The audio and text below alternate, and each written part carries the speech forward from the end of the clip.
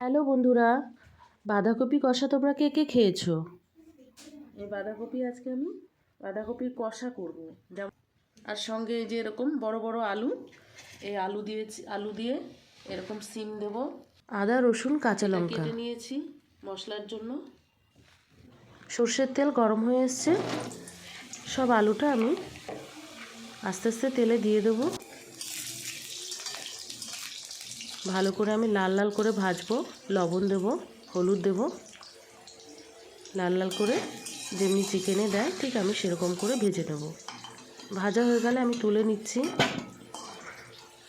সব আলু তুলে নিয়ে শুকনো লঙ্কা, তেজপাতা দিয়ে দেবো, গোটা জিরে ফোড়নে দিয়ে এখন কেটে রাখা পেঁয়াজ কুচি এর মধ্যে দিয়ে দেবো।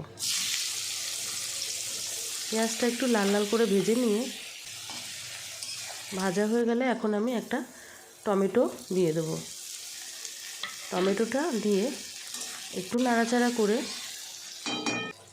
আদা রসুন কাঁচা লঙ্কার পেস্টটাকেও এখন আমি দিয়ে কষাতে থাকবো। তাহলে পরে রসুনের গন্ধটা চলে যাবে। এবার আমি জিরে, ধনে, হলুদ আর কাশ্মীরি লঙ্কার গুঁড়ো আর দেবো আমি মিট মশলা।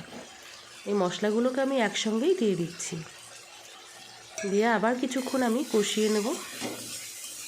আর হলুদটা আমি একবারে দিয়ে দিলাম সবজির পরিমাণ অনুযায়ী, পরে আর হলুদ দেব না। এখন আমি সিমটাকে দিয়ে দিচ্ছি। সিমটাকেও কষিয়ে নিয়ে দিয়ে দেব মটরশুঁটি।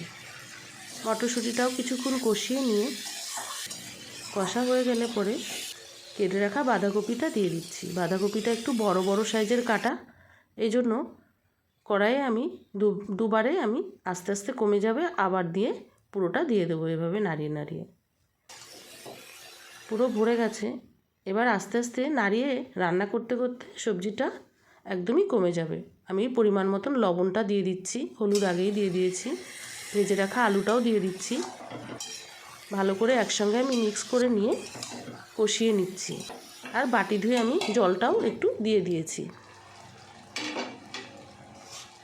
সবজিটা আর একটু হবে, আবার কিছুক্ষণ রান্না করব। এভাবে রান্না আমার শেষের দিকে এখন আমি ঘি আর গরম মশলার গুঁড়ো দিয়ে নামিয়ে নেব। বন্ধুরা, এই সবজিটা খেতে অপূর্ব লাগবে। তোমরা বাড়িতে এরকম বানিয়ে খেয়ে দেখো। ভালো লাগলে ভিডিওটা লাইক, সাবস্ক্রাইব, কমেন্ট অবশ্যই করো।